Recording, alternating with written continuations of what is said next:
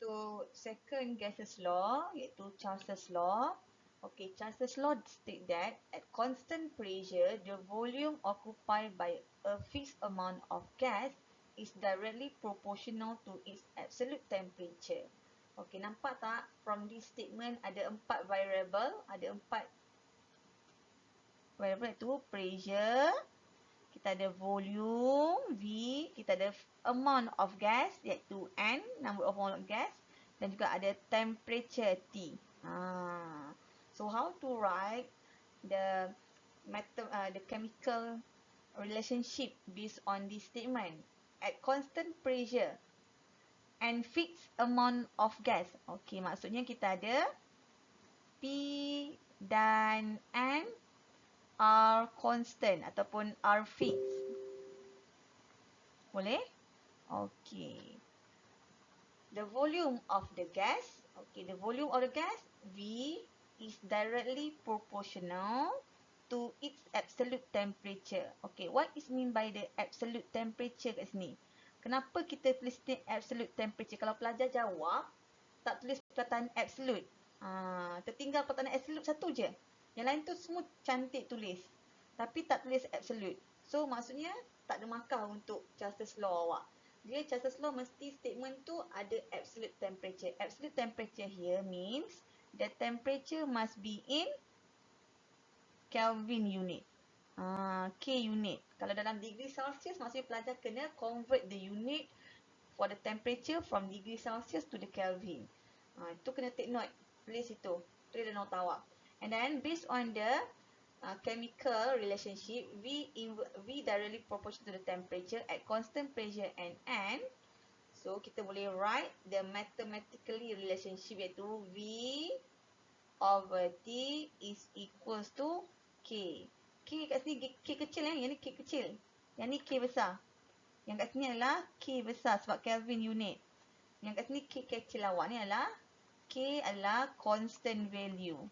So, kalau K constant value, maksudnya the volume initial V1 divided by temperature initial mesti bersamaan dengan equal to the volume final divided by temperature final. Di mana satu adalah initial, dua adalah untuk final condition. After we change the condition for the gas. Boleh? Dan kena faham kat sini, takut lupa tulis ni. Remarks, the temperature must in Kelvin unit. Kalau dibagi degree Celsius, kena convert. Untuk volume, doesn't matter. The unit given, tak kisah apa-apa. Yang penting V1 dengan V2 awak, unit dia sama. Boleh? Okay. Next. Tengok pula. Okay, how to sketch the graph based on this statement. Okay. Yang tahu tadi, V directly proportional to the T, betul? So, maksudnya kita akan plot graph. Okay. Y-axis is volume. X-axis is temperature. Which is the temperature is absolute temperature. What is mean by the absolute temperature? The temperature must be in Kelvin. So, kita akan dapat bentuk dia adalah directly proportional. Macam mana bentuk directly proportional? Linear graph. So, mesti from origin, 0, 0. So, untuk graph ni mesti starting kosong, kosong. From the origin, dia punya linear graph. Kalau awak buat dia hanging, tak sentuh titik permulaan, titik origin, tak ada markah untuk graph awak. Boleh? Ataupun kalau pelajar nak plot graph, by using the degree Celsius, the temperature. Contohnya, saya nak plot graph, the y-axis is volume.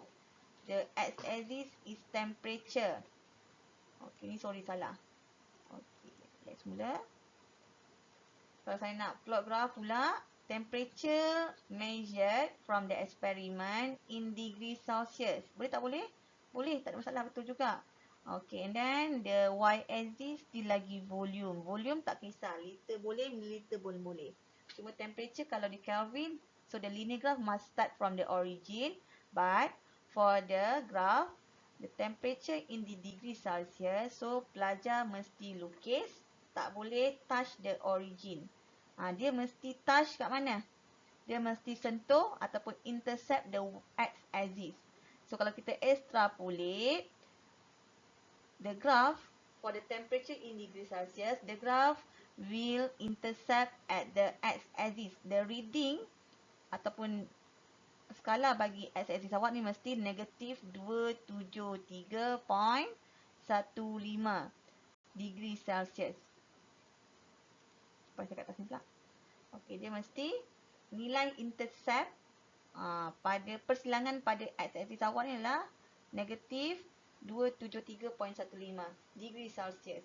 Boleh Kalau pelajar MS7 dengan MS8 saya dah mention about these two graph during the lab in experiment 4. Kita ada lukis graph ni dan kita kena extrapolate until the graph touch the negative 273.15 degree Celsius.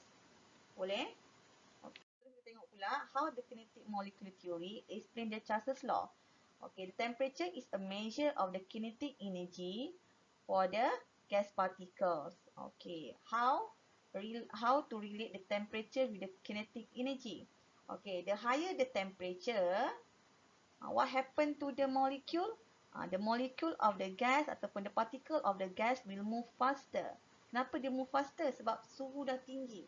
So particle tu akan serap suhu tu dan dia akan bergerak lebih pantas. So what happened? The gas particle need more space to move around in order to avoid the increasing in their collision with the wall of the container. That's why lah the volume of the container will increases as the temperature increases. Yang ni kalau Mela nak terangkan contoh spesifik susah sikit. Cuba kita buat daily life kita. Contoh kalau awak beli roti. Okey, roti, tak kisah roti gandingan apa posen ke apa kan dalam plastik tu. Awak letak dalam kereta tu biarkan dekat tempat panas. Awak tinggalkan dalam kereta awak tu, awak biar 1 jam, lepas awak masuk balik, awak ambil roti tu. Nampak? Awak akan nampak kejadian, plastik roti tu akan jadi kembung. Dia kembung kerana apa? Sebab masa suhu tinggi, partikel gas dalam bekas roti awak, dalam plastik roti awak tu, dia dah bergerak lebih laju menyebabkan volume of the plastik tu bertambah. Dia akan mengembanglah plastik tu. Itu contoh daily life kita. Apa yang berlaku bila temperature increase and the volume will increase. Okay, contoh roti ditinggalkan dalam kereta. Okay, kenapa saya gunakan contoh roti dan plastik tu? Sebab kita kena consider gas particles tu mesti kita letak dalam closed container. Barulah dia akan affected the volume of the gas. Okay, tengok example. Kita try to solve the problem by using the example 3. Okay, example 3. A sample of carbon monoxide gas occupy 3.20 liter at 1 to 5 degree Celsius. So kat sini dia bagi volume initial and temperature initial. At what temperature T2 the gas occupy when the volume is 1.54 liter. Okay, so dia suruh cari T2 awak. If the pressure remain constant, dah mention dah pressure remain constant. Okay, so kita akan gunakan Charles law punya persamaan. By using the Charles law equation, V1 T1 sama dengan V2 over T2. So be careful, the temperature must be in Kelvin. So how to convert the degree Celsius to Kelvin? Kita akan buat 125 plus 273.15. Itu bersamaan dengan 398.15 degree Celsius. Working nak convert unit tak perlu tunjuk. Nak tunjuk pun boleh juga. Iaitu 125 plus 273.15. So dapatlah 398.15 degree Celsius. So substitute to the formula. Kita ada V1 volume initial 3.20 liter divide by T1 kita adalah 398.15 Kelvin equals to volume 2 provided 1.54 liter. So the volume 1 and volume 2 have the same unit. So no need to convert the unit to milliliter or centimeter cubic. Guna je terus unit tu. Nak tukar pun tak ada masalah. Tapi tak perlu. Okay. And then find out the value for the T2. Okay. Dapat berapa T2 awak? Tekan calculator dapat Kelvin. Semua dapat? 3.2 divide 398.15. So, maksudnya 1.44 bagi dengan nilai tersebut. So, dapat 191.6. Oh, lagi tepat lah. Okay, kita dapat 191.6 Kelvin. Unit mesti Kelvin. Okay, next. Terusnya kita ada exercise 3. An engineer pumps air at 0 degrees Celsius into a newly designed piston cylinder assembly. The volume measure is 6.83 cm3. So, ini adalah volume yang pertama, temperature yang pertama. T equals to 0 degrees Celsius itulah T initially. At what temperature? So, what is the T2? The temperature at final in Kelvin. Kalau dia tak mention in Kelvin pun memang kena jawab dalam Kelvin. Sebab apa? Sebab absolute temperature for the Charles law.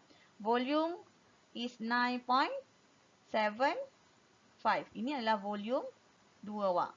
Okay, V2 adalah tu. Okay, by using the Charles law, V1 divided by T1 equals to V2 divided by T2. So, substitute the value. V1 is 6.83. Okay, centimeter cubic. Ataupun ml. Tak perlu convert unit. Nak convert pun tak salah. Tapi tak perlu. And then, T1 is 0. So, how to convert to Kelvin? 0 degree Celsius tambah dengan 273.15. So, dapatlah 273.15 Kelvin. So, equals to V2 dah bagi 9.75 cm3 divided by T2. So, what is the final answer for the temperature final? Kita cari, bagi 2.3.15. Okay, so 9.75 bagi nilai yang kita dah cari. So, dapat berapa situ? Dapat 300. T2 kita dapat. So, T2, the final answer is equal to 389.93. The unit for the T2 is Kelvin. Okay. So, itu contoh nak buat problem solving for the Charles law.